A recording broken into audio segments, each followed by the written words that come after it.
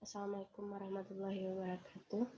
Saya Heni Maria Arsona, NPME 1D018019 dari kelas C, akan menjelaskan tugas dari mata kuliah pembiayaan perusahaan pertanian, yaitu jenis-jenis modal. Sebelum kita mengetahui jenis-jenis modal, yang pertama kita akan menjelaskan pengertian modal menurut para ahli.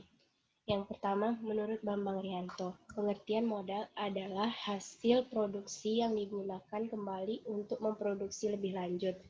Dalam perkembangannya, kemudian modal ditekankan pada nilai, daya beli, ataupun kekuasaan yang menggunakan yang ada dalam barang-barang modal.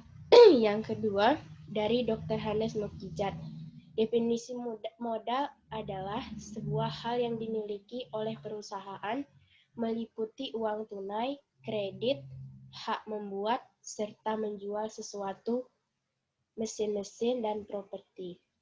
Namun, sering juga istilah modal digunakan untuk menggambarkan hak milik total yang terdiri dari jumlah yang ditanam, surplus, dan semua keuntungan yang tidak dibagi.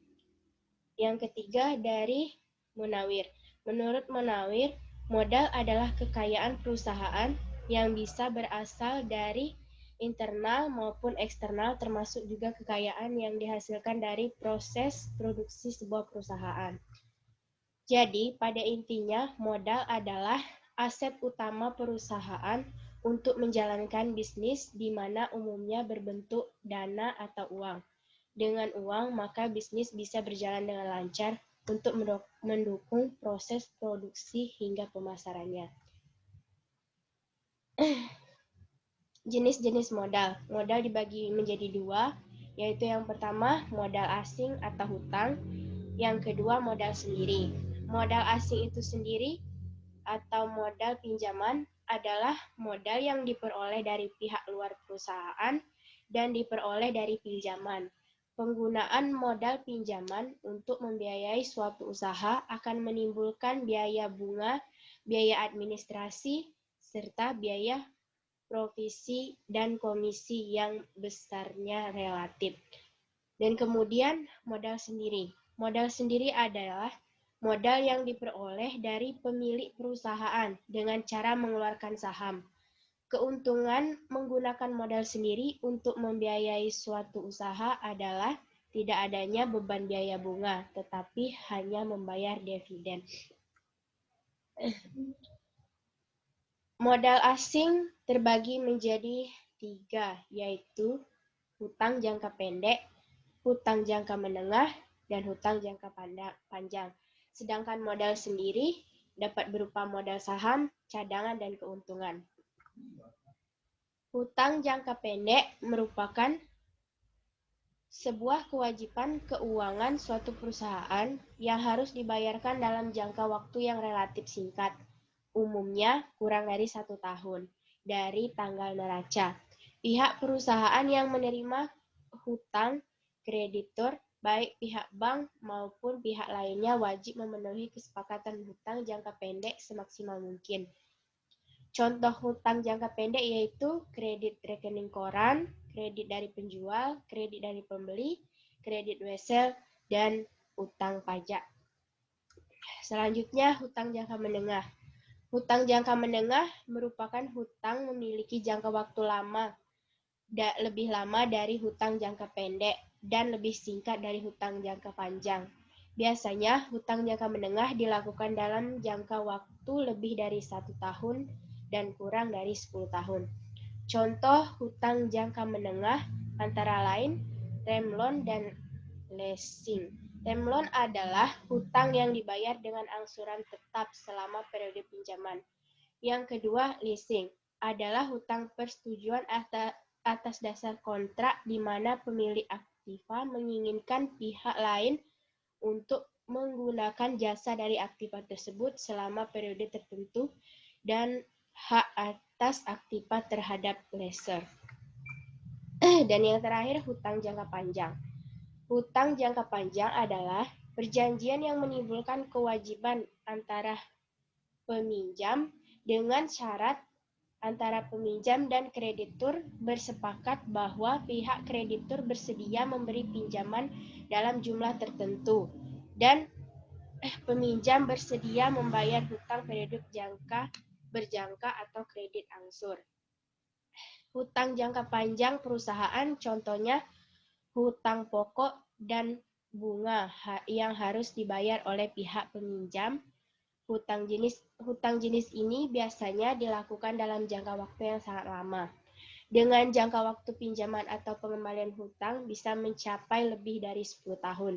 Selain itu, hutang jangka panjang perusahaan bisa berupa hutang hipotek, obligasi, hutang sewa guna usaha, dan lain-lain. Selanjutnya, ini ada kelebihan dan kekurangan modal asing atau hutang. Kelebihannya yaitu jumlah tidak terbatas.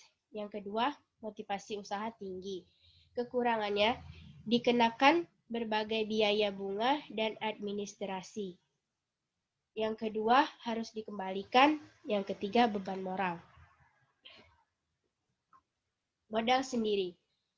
Modal sendiri atau biasa disebut saham adalah tanda bukti pengembalian bagian atau peserta dalam suatu perusahaan. Bagi perusahaan yang bersangkutan, yang diterima dari hasil penjualan sahamnya akan tetap tertanam di dalam perusahaan tersebut selama hidupnya. Meskipun bagi pemegang saham sendiri, itu bukanlah merupakan penanaman yang permanen, karena setiap waktu pemegang saham dapat menjual sahamnya. Adapun jenis dari modal saham adalah saham biasa atau common stock. Yang kedua, saham preferen atau preference stock. Dan saham kumulatif atau preferen kumulatif preference stock. Dan selanjutnya, ada kelebihan dan kekurangan modal sendiri. Kelebihannya yaitu, yang pertama, tidak ada biaya bunga atau administrasi. Yang kedua, tidak tergantung kepada pihak lain. Yang ketiga, tanpa memerlukan persyaratan yang rumit. Dan yang terakhir, tidak ada harusnya pengembalian modal. Untuk kekurangannya, yang pertama, jumlah terbatas, perolehan relatif lebih sulit, dan kurangnya motivasi.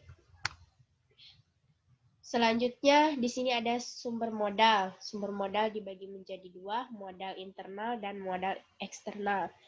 Modal internal adalah modal yang bersifat terbatas karena biasanya hanya berasal dari keuntungan atas aktivitas yang dilakukan perusahaan.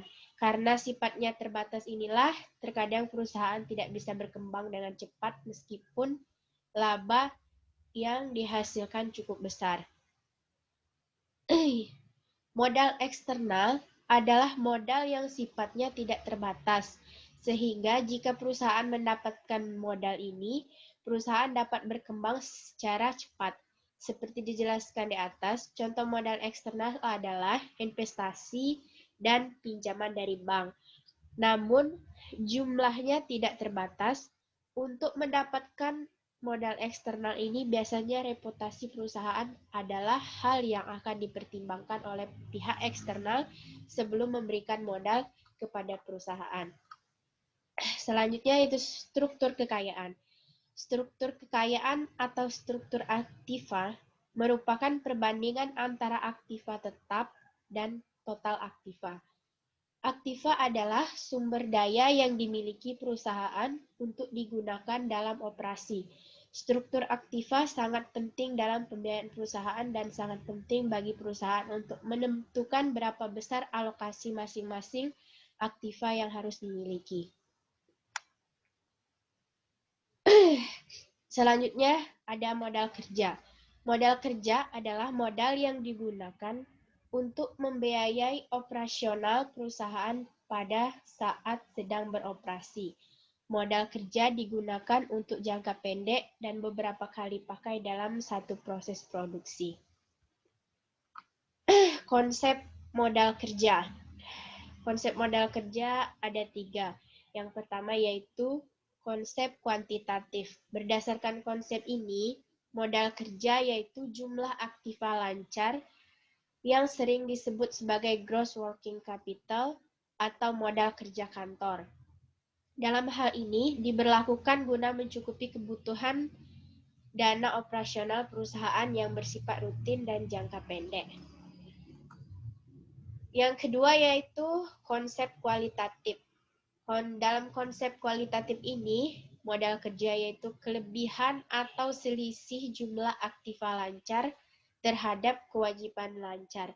Jumlah aktiva lancar ini bersumber dari pemilik perusahaan maupun pinjaman jangka panjang. Konsep ini juga disebut dengan net working capital. Dan yang terakhir adalah konsep fungsional. Konsep fungsional menekankan fungsi pada dana perusahaan untuk meraih laba atau mendapatkan usaha pokok perusahaan.